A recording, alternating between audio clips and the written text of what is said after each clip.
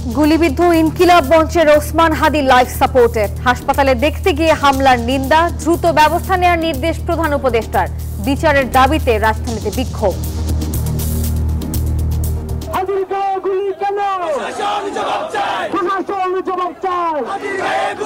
দেখছিলেন প্রধান সংবাদ শিরোনাম। এবারে জানাবো অন্যান্য শিরোনামগুলো। ইনকিলাব মঞ্চের নেতা জনাব ওসমান হাদি, তাকে গুলি করা হয়েছে। এই ঘটনার জন্য তীব্র ঘৃণা এবং প্রতিবাদ জানাচ্ছে। একটি দল দেশে শান্তি শৃঙ্খলা নষ্টের চেষ্টা করছে। হাদির উপর হামলা প্রসঙ্গে তারেক রহমান, কাল সারা দেশে বিক্ষোভের ডাক বিএনপির। গণতন্ত্রের পথে হাঁটতে ভোটের অপেক্ষায় মানুষ। তফসিলে প্রথমবারের মতো 4 নতুনত্ব। ঢাকা 10-এ স্বতন্ত্র লড়বেন আসিফ মাহমুদ। ভেপ বা ই সিগারেটের মাধ্যমে সেবন করা হয় নতুন মাদক MDMA, বলছে পুলিশ। মূলহোতা সহ চক্রের 4 সদস্য গ্রেপ্তার। রং আর তুলিতে 71 থেকে 24-এর রাজপথ। এক ক্যানভাসে ইতিহাসের 2 বাকের ছবি। আগতদের প্রশংসায় বসুন্ধরা গ্রুপ। এবং শুরু হয়েছে 2026 টি-20 বিশ্বকাপের টিকিট বিক্রি। 100 রুপিতে টাইগারদের ম্যাচ দেখতে পারবেন দর্শকরা। সবাইকে স্বাগত জানাচ্ছি নিউজ 24 সংবাদে। পুরো আয়োজনে আপনাদের সঙ্গে আছি আমরা দুজন, আমি আসিফ টিপু এবং আমি নাফিসা হক। দর্শক দেখছিলেন বিআরবি কেবল সংবাদ শিরোনামগুলো।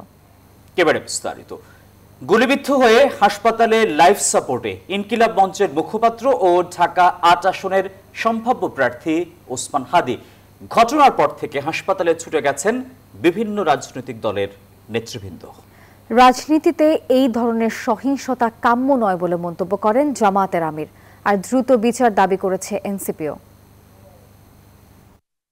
শুক্রবার বাদ জুমা বিজয়নগর পানির ট্যাঙ্কির সামনে রিকশায় যাচ্ছিলেন ঢাকা 8 আসনের সম্ভাব্য স্বতন্ত্র প্রার্থী ও ইনকিলাব মঞ্চের আহ্বায়ক শরীফ ওসমান বিন হাদি। সিসিটিভির ফুটেজে দেখা যায় পেছন থেকে হাদিকে গুলি করে 2 মোটরসাইকেল আরোহী। এ সময় গুলির আওয়াজ ও দুর্বৃত্তদের পালিয়ে যাওয়ার চিত্র দেখা যায়। পরে আশঙ্কাজনক অবস্থায় হাদিকে উদ্ধার করে দলীয় নেতাকর্মীরা ঢাকা মেডিকেলে নিয়ে যান। চিকিৎসকরা জানায় হাদির জন্য 4 ব্যাগ ব্লাড লাগবে। এই ঘটনায় ঢামেকের সামনে নেতাকর্মী ও উৎসুক জনতার ভিড় নিয়ন্ত্রণে কাজ করছে সেনাবাহিনী। বিশ্বে তাকে নিয়ে তুলে ধরতে পারবো একজন জুলাই সম্মুখ সারির যোদ্ধা, তাকে প্রকাশ্য গুলি করা হয়েছে। এই স্বরাষ্ট্র উপদেষ্টা পদে থাকার কোনো যোগ্যতা নাই। দাবিদাবিরা কাজ করছে, দিল্লির দালালরা কাজ করছে। এই সন্ত্রাসীদেরকে আমরা কোনোভাবেই বাংলার জমিনে আমরা ঠাঁই দিব না। ইন্টিমের কাছে আমাদের একটাই দাবি, ধারাবাহিক হামলা। এটা পরিকল্পিত। এটা যারা হামলা করতেছে তারা অবশ্যই নব্য ফ্যাসিস্ট। বিকেলে ইনকিলাব মঞ্চের মুখপাত্র ওসমান হাদিকে হাসপাতালে দেখতে আসেন বিভিন্ন দলের রাজনৈতিক নেতারা। এ সময় জামাতের আমির ডক্টর শফিকুর রহমান বলেন, রাজনৈতিক প্রতিদ্বন্দ্বী বা মতভিন্নতার কারণে এই ধরনের সহিংসতা গ্রহণযোগ্য নয়। ক্ষুব্ধ প্রতিক্রিয়া জানিয়েছে এবি পার্টিও। আমরা এই সমস্ত হত্যা চেষ্টা যারা চালিয়েছে, গুলি যারা চালিয়েছে, তাদেরকে অবিলম্বে খুঁজে বের করে শাস্তির আওতায় আনার জন্য সরকারের প্রতি আহ্বান জানাচ্ছি। বাংলাদেশে যে অরাজকতার প্ল্যান করেছে, তারা বাংলাদেশের জাতীয়তাবাদী দিল্লির আধিপত্যবাদের বিরুদ্ধে যারা কথা বলছে, তাদেরকে তারা অ্যাসাসিন করবে, টার্গেট কিলিং করবে, সেই পরিকল্পনা করছে। আমরা সরকারকে বলছি, ইমিডিয়েটলি 1 থেকে 2 দিনের ভিতরে সারা দেশে আপনারা যৌথ বাহিনী ডিপ্লয় করে কম্বিং অপারেশন করেন। এদিকে হাদির উপর হামলার প্রতিবাদে রাজধানীর শাহবাগে বিক্ষোভে নেমেছেন জুলাই অভ্যুত্থানে নেতৃত্বদানকারী বিভিন্ন সংগঠন। জাতীয় নির্বাচনের তফসিল ঘোষণার পরপরই একজন সম্ভাব্য প্রার্থীকে গুলির ঘটনাকে অশনি সংকেত বলে বর্ণনা করেছেন সাবেক উপদেষ্টা আসিফ মাহমুদ শরীফ ভুইয়া।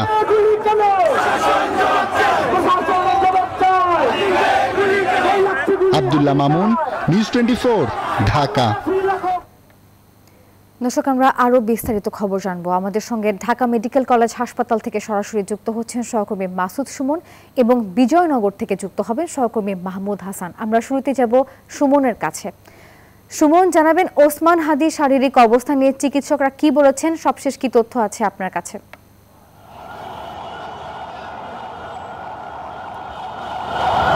ধন্যবাদ নাফিসা। আমি এই মুহূর্তে ঢাকা মেডিকেল কলেজ হাসপাতালে রয়েছি। সর্বশেষ চিকিৎসকরা যেমনটি জানিয়েছেন, তার অপারেশন চলছে এবং আমরা যেমনটি দেখেছি কিছু ছবি আমরা পেয়েছি যেখানে দেখেছি সিটি স্ক্যান সহ আরও কিছু পরীক্ষা নিরীক্ষা চলছে এবং গুলি বের করা হয়েছে এমনটি আমরা জেনেছি। তবে মাথায় মারাত্মক আঘাত পেয়েছে এমনটিও আমরা জেনেছি এবং সংকটাপন্ন অবস্থায় রয়েছে। তার অবস্থা এখনও নিশ্চিত করা যাচ্ছে না ঠিক পরবর্তী চিকিৎসা কি হবে বা কতটুকু তার ক্ষতি হয়েছে বা স্মৃতিশক্তির কোনো ক্ষতি হবে কিনা এমনটি আমরা এখনো ডাক্তাররাও ঠিক জানায়নি এখন পর্যন্ত। বিভিন্ন ধরনের পরীক্ষা নিরীক্ষা চলছে মাথায়, যেহেতু মাথায় গুলি লেগেছে। আর বাহিরের চিত্রটি যদি আমি বলি, তারপর থেকেই আপনি জানেন ওসমান হাদি জুলাই আন্দোলনে একজন সম্মুখ সারির যোদ্ধা ছিলেন এবং পাশাপাশি তিনি একটি রাজনৈতিক দলের মুখপাত্র। ফলে ঢাকা বিশ্ববিদ্যালয়ে তার একটি ব্যাপক জনপ্রিয়তা রয়েছে এবং এখন পর্যন্ত এই ঢাকা মেডিকেলের সামনে ঢাকা বিশ্ববিদ্যালয় সহ তার রাজনৈতিক দলের নেতাকর্মী সহ বিভিন্ন দলের রাজনীতি নেতাকর্মীরা এখানে এসেছেন এবং কিছুক্ষণ আগে সাবেক তথ্য উপদেষ্টা মাহফুজ আনাম তিনিও এসেছিলেন এবং প্রত্যেকেই এটি খুব দুঃখ প্রকাশ করেছেন যে এমন কিছু ঘটলে এটি আসলে নির্বাচনের জন্য একটি অশনি সংকেত এবং যত অবৈধ অস্ত্র আছে এবং যত সন্ত্রাসী রয়েছে এবং ফ্যাসিস্টের কোনো দোষর যদি যে এই কাজ করে থাকুক প্রত্যেককে আইনের আওতায় আনার দাবি জানিয়েছেন। আমাদের আরেক সহকর্মী মাহমুদুল হাসান রয়েছেন বিজয়নগরে। মাহমুদ, আপনি জানাবেন সেখানকার চিত্রটি কি এবং আন্দোলন হচ্ছে কিনা?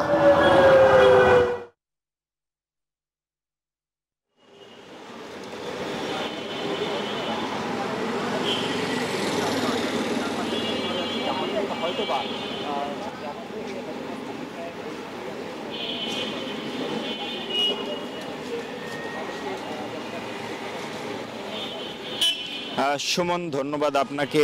এখন বর্তমানে আমি দাঁড়িয়ে আছি পল্টন যে কালভার্ট রোড অর্থাৎ বায়তুস সালাম জামে মসজিদের সামনে, ঠিক যেখানে এই নির্মমভাবে গুলি করা হয় এই হাদিকে। এক কথায় ঠিক এইখানে আমি একটু দেখাতে চাই যে ওসমান হাদিকে গুলি করার পরে এখন পর্যন্ত কিন্তু সেই রক্ত এখানে আছে এবং রাস্তায় পড়ে আছে এবং ক্রাইম সিন দিয়ে এখানে কিন্তু ঘিরে রাখা হয়েছে। পুলিশ বা তদন্তকারী কর্মকর্তারা কিন্তু এখানে এসে জায়গাগুলো পরীক্ষা নিরীক্ষা করেছেন এবং বিভিন্ন রকম আলামত সংগ্রহ করেছেন এই জায়গা থেকে। আর ঠিক এই জায়গার রাস্তার বিপরীত পাশেই কিন্তু ওসমান হাদিকে পাশের যে মোটরসাইকেল থেকে, এক কথায় ওসমান হাদি কিন্তু জুমার নামাজ শেষ করে তিনি নির্বাচনী প্রচারণার জন্য বের হয়েছিলেন এবং তারপরেই সেই রিকশার পাশেই একটি মোটরসাইকেলে করে দুইজন হেলমেটধারী সন্ত্রাসী কিন্তু তাদেরকে ওসমান হাদিকে উদ্দেশ্য করে গুলি করে এবং তারপরেই রিকশাটা রাস্তা ঘুরিয়ে এই পাশে আসার পরে কিন্তু উনি এক কথায় রিকশা থেকে পড়ে যাওয়ার উপক্রম হন এবং তারপরেই তারা কিন্তু সাধারণ যে ছিল মানুষজন ছিল তারা কিন্তু তাকে উদ্ধার করে ঢাকা মেডিকেল কলেজ হাসপাতালে পাঠিয়েছেন। এখন বর্তমানে এইখানে আমরা যেটা দেখছি যে সাধারণ মানুষ এখানে এখন পর্যন্ত অবস্থান করছেন, তবে পুলিশ প্রশাসন কিন্তু এখন বর্তমানে এখানে খুব একটা বেশি মজুদ রাখা হয়নি। তবে এখানে পরিস্থিতি বর্তমানে এখন পর্যন্ত স্বাভাবিক আছে। নাফিসা, এই ছিল আমার কাছ থেকে ঘটনাস্থল থেকে সর্বশেষ তথ্য। মাহমুদ এবং সুমন, ধন্যবাদ আপনাদের। রাজধানীর বিজয়নগরে ইনকিলাব মঞ্চের মুখপাত্র ও ঢাকা ৮ আসনের সম্ভাব্য স্বতন্ত্র প্রার্থী শরীফ ওসমান হাদি দুর্বৃত্তদের গুলিতে গুরুতর আহত হওয়ার ঘটনায় গভীর উদ্বেগ প্রকাশ করেছেন প্রধান উপদেষ্টা ডক্টর মোহাম্মদ ইউনূস। শুক্রবার এ তথ্য জানায় প্রধান উপদেষ্টার প্রেস উইং। প্রধান উপদেষ্টা বলেন, নির্বাচনকে বাধাগ্রস্ত করার উদ্দেশ্যে কোনো ধরনের সহিংসতা বরদাস্ত করা হবে না। জনগণের নিরাপত্তা এবং প্রার্থীদের অবাধ চলাচল নিশ্চিত করা সরকারের দায়িত্ব। দোষীরা যেই হোক আইনের আওতায় আনা হবে বলেও জানান তিনি।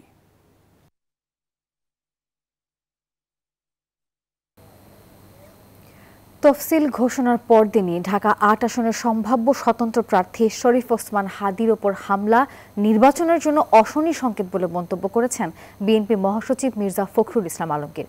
অনতিবিলম্বে সব প্রার্থীর নিরাপত্তা নিশ্চিত করতে সরকারের প্রতি আহ্বানও জানিয়েছেন তিনি। বিকেলে মাওলানা আব্দুল হামিদ খান ভাসানীর ১৪৫তম জন্মদিন উপলক্ষে জাতীয় প্রেস ক্লাবের আলোচনা সভায় এসব কথা বলেন তিনি।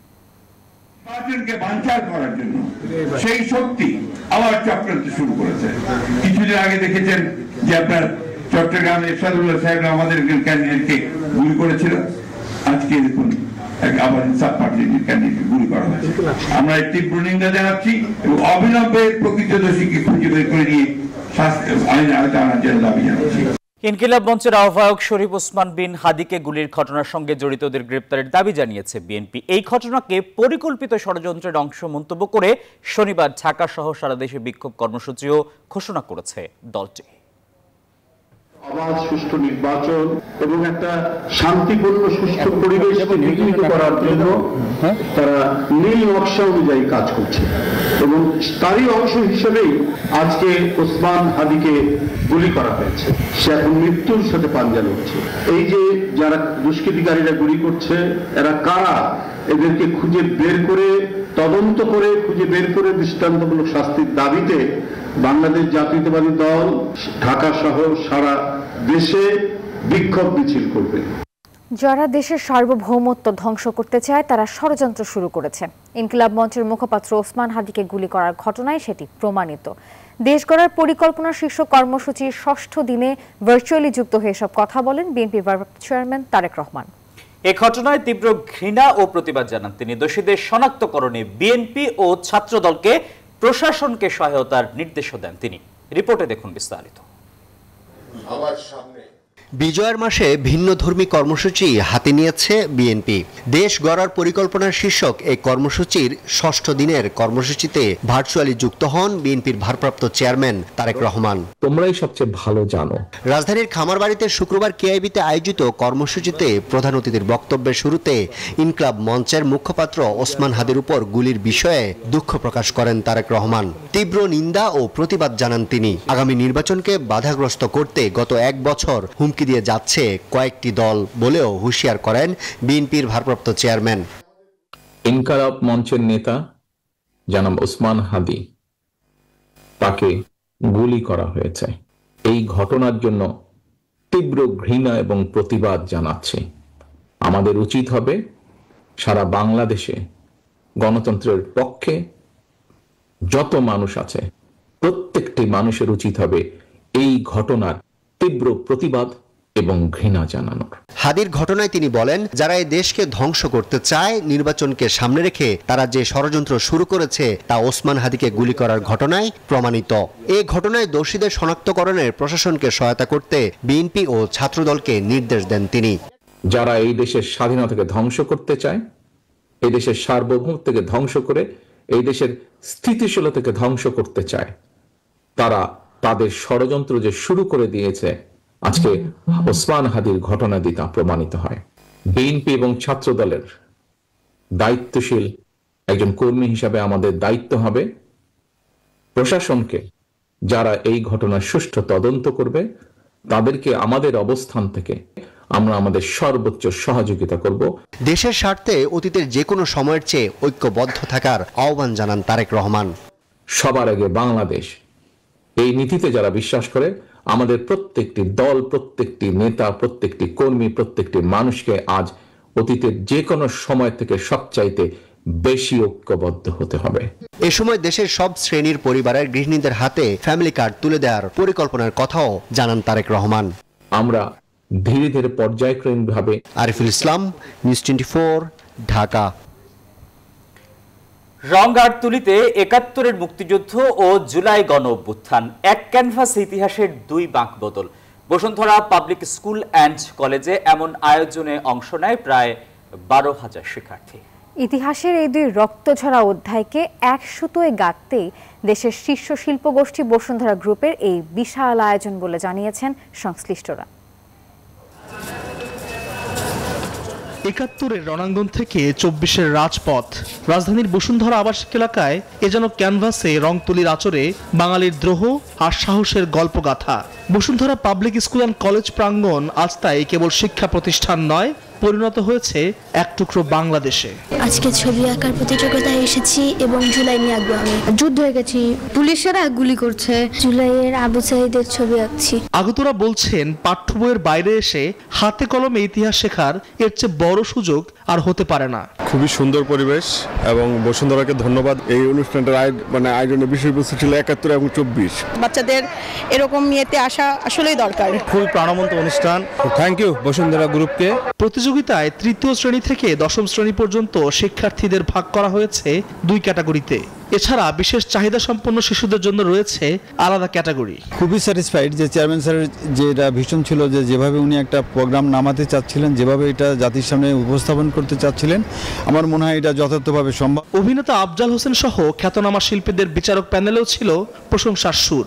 ছবি এঁকে সবাই পুরস্কার পাবে না, তবে যারা পাবে তাদের জন্য এটা অনুপ্রেরণার, যারা পাবে না তারা অন্তত জানবে যে আমি একটা দেশের সবচাইতে বড় প্রতিযোগিতায় অংশ নিয়েছি। আমি সাধুবাদ জানাই বসুন্ধরা গ্রুপের তাদের এই আয়োজনের জন্য এবং তাদের অল টিম, একজনের কারণে ইনভলভ মানে সবাইকে ধন্যবাদ জানাই আমার। ইতিহাসের এই 2 রক্তঝরা অধ্যায়কে এক সুতোয় গাঁথতেই দেশের শীর্ষ শিল্পগোষ্ঠী বসুন্ধরা গ্রুপের এই বিশাল আয়োজন বলে জানালেন সংশ্লিষ্টরা। এটার জন্য অনেক বড় একটা ক্যাপাসিটি দরকার, একটা স্পেস দরকার, আর সেটা সম্ভবত বসুন্ধরা গ্রুপের আছে, যেখানে আমরা এত একটা উদ্যোগ নেওয়ার সাহস পেয়েছি। এই প্রোগ্রামে এসে বাচ্চাদের যেই ফিলিংসটা, যেই অনুভূতিটা জাগ্রত হবে বাচ্চাদের, এটা হয়তো ভবিষ্যতে তাদের কাজে লাগবে। বসুন্ধরা পাবলিক স্কুল অ্যান্ড কলেজের অধ্যক্ষ বলেন, ইতিহাসের 2 বাকবদলকে স্মৃতিতে গেঁথে রাখবে নতুন প্রজন্ম। এটা আমাদের সম্মানীয় এবং মাননীয় চেয়ারম্যান মহোদয় তার ব্যক্তিগত উদ্যোগে নতুন প্রজন্মকে অনুপ্রাণিত করার জন্য, তাদেরকে আরও এই সমস্ত নির্ভীক কাজে উৎসাহিত করার জন্য এই চিত্রাঙ্কন প্রতিযোগিতা আয়োজন করা হয়েছে। শিক্ষার্থীদের উৎসাহ দিতে এই আয়োজনে রাখা হয়েছে বিস্ময়কর পুরস্কারের ব্যবস্থা। আগামী 26শে ডিসেম্বর বিজয়ীদের হাতে তুলে দেওয়া হবে পুরস্কার। আল মোহাইমিনুল খান, নিউজ 24, ঢাকা। এবারে জেরুসালেম নির্বাচনের পথে।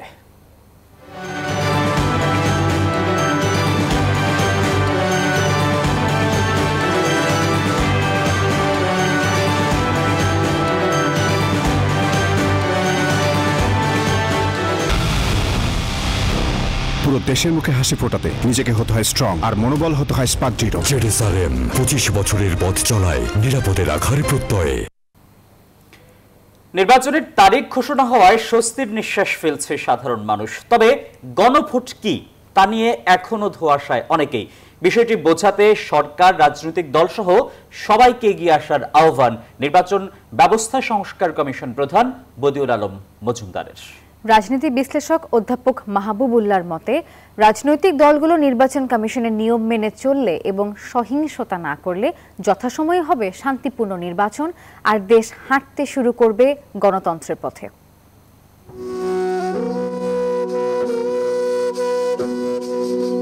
সবার দৃষ্টি এখন জাতীয় সংসদ ভবনের দিকে।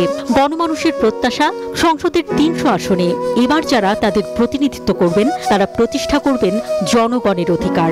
লাল সবুজ পতাকা পাবে তার স্বীয় মর্যাদা। 12 ফেব্রুয়ারির নির্বাচন প্রতিষ্ঠা করবে গণতন্ত্র।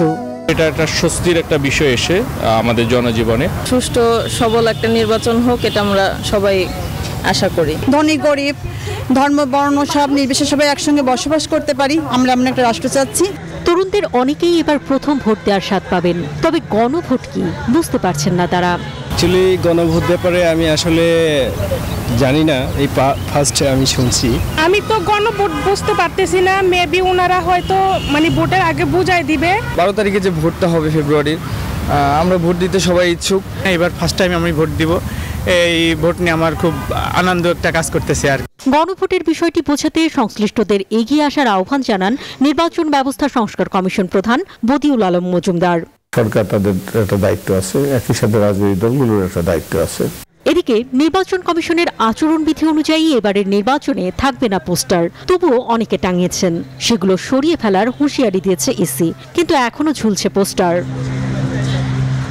রাজনৈতিক দলগুলো ইসির কথা না মানলে নির্বাচনে বিপত্তি আসতে পারে বলে মনে করছেন বদিউল আলম মজুমদার।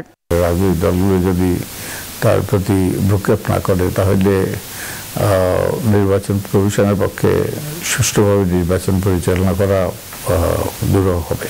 নির্বাচনী তৎপরতা শুরু করেছে রাজনৈতিক দলগুলো। নির্বাচন বন্ধ হলে রাজনৈতিক দল বা অন্তর্বর্তী সরকারের কোনো লাভ নেই বলে মনে করছেন এই রাজনৈতিক বিশ্লেষক। নির্বাচন মানেই হলো প্রচারণার একটা যুদ্ধ, তো সেই যুদ্ধে তারা এই মুহূর্তে মনে হচ্ছে আপাত দৃষ্টিতে এগিয়ে আছে। কারো পক্ষে নির্বাচন বন্ধ করে দেওয়া তার নিজের স্বার্থের অনুকূল নয়, দেশের স্বার্থের অনুকূল নয়। তার মতে নির্বাচনের মাধ্যমে রাজনৈতিক দল ক্ষমতায় আসলে গণতন্ত্রের মূল মন্ত্রে আবার চলতে শুরু করবে দেশ। সশস্ত্র বাহিনী সহ 9 লক্ষ আইন শৃঙ্খলা বাহিনীর সদস্য মোতায়েন করে নির্বাচন কমিশন করতে যাচ্ছে ত্রয়োদশ জাতীয় সংসদ নির্বাচন।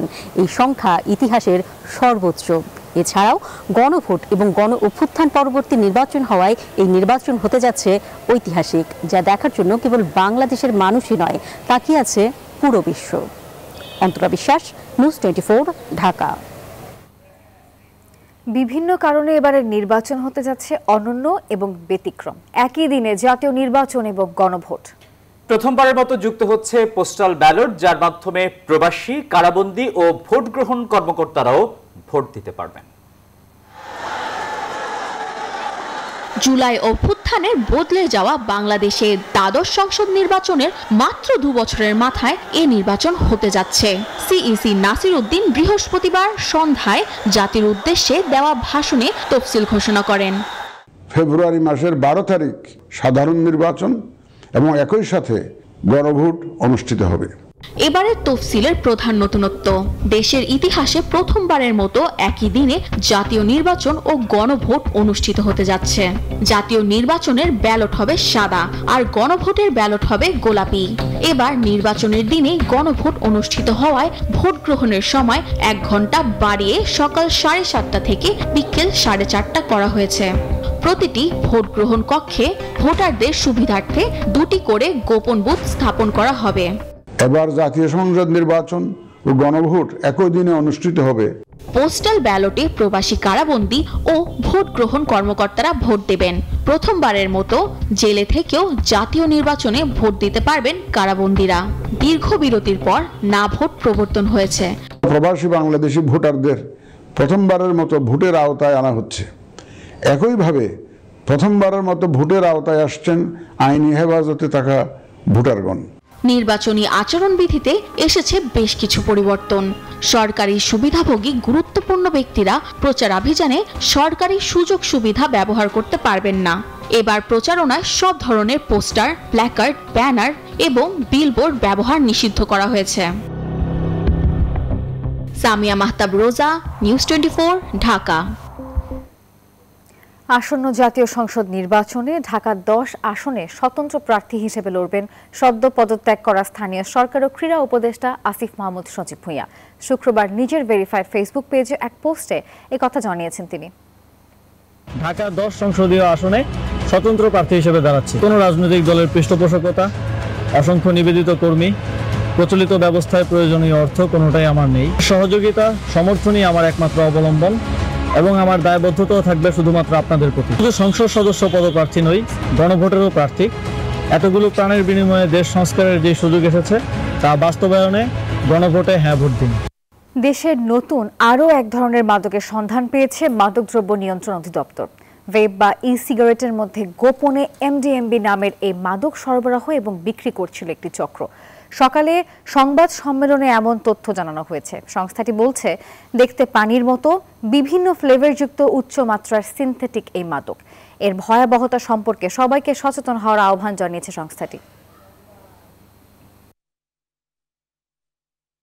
বসুন্ধরা আবাসিক এলাকার সুপার শপ আপন ফ্যামিলি মার্টের নতুন আউটলেটে সাপ্তাহিক ছুটির দিনে স্বাচ্ছন্দ্যে কেনাকাটা করছেন ক্রেতারা।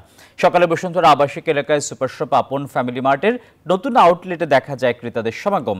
বাড়ির কাছে হাতের নাগারে সব পণ্য এক ছাদের নিচে পেয়ে খুশি আগতরা। ক্রেতারা জানান, গুণগত মানসম্পন্ন পণ্যের সাথে তাজা মাছ, মাংস এবং সবজি পাওয়া যায় বলেই ছুটির দিনে চলে আসেন তারা।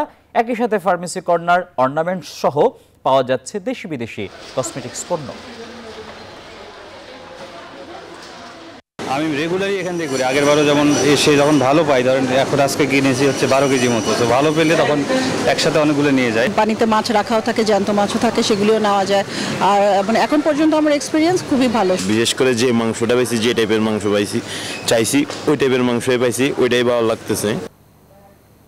বসুন্ধরা আবাসিক এলাকায় সুপার শপ মিনা বাজারের নতুন আউটলেটে ন্যায্য মূল্যে নিত্য প্রয়োজনীয় পণ্য কিনতে ভিড় করছেন ক্রেতারা। শুক্রবার সকালে রাজধানীর বসুন্ধরা জাপান স্ট্রিটের জেসিএক্স বিজনেস টাওয়ারে সুপারমার্কেট চেইন শপ মিনা বাজারে সকাল থেকেই দেখা যায় ক্রেতাদের সমাগম। সুশৃঙ্খল ও সারিবদ্ধভাবে সাজানো প্রতিটি সেকশন সুলভ মূল্যে পাওয়া যাচ্ছে বিভিন্ন রকমের তাজা শাকসবজি এবং মৌসুমি ফল। তবে মাছ কেনার দিকে ঝোঁক বেশি ক্রেতাদের। আরও পাওয়া যাচ্ছে মাংস, চাল, ডাল, ডিম সহ দেশি বিদেশি প্রসাধনী পণ্য। আর এক ছাদের নিচে দেশি এবং বিদেশ থেকে আমদানিকৃত পণ্য সামগ্রী হাতের নাগালে পেয়ে ক্রেতারাও সন্তুষ্ট। আমাদের এই কমিউনিটির জন্য মানে আমাদের আর বাইরে যেতে লাগে না। Price is also very competitive, so আলহামদুলিল্লাহ। মাসিক যে বাজারটা সেটা আমি এখান থেকেই করি, তো প্রোডাক্টগুলো ভালো দেখে আমি এখান থেকে করি। বেশি মাছ পাওয়া যায়, ডিমগুলো ভালো, ওভারঅল ইনশাল্লাহ ভালো বলতে পারি আমি। খেলার সংবাদ শুরু হয়ে গেছে। আইসিসি টি20 বিশ্বকাপের টিকিট বিক্রি। ভারত ও শ্রীলঙ্কায় অনুষ্ঠিত হতে যাওয়া এবারের বিশ্বকাপে ভারতের কিছু ভেন্যুর সর্বনিম্ন টিকিট মূল্য 100 ভারতীয় রুপি। এদিকে শ্রীলঙ্কায় টিকিটের সর্বনিম্ন মূল্য 1000 শ্রীলঙ্কান রুপি।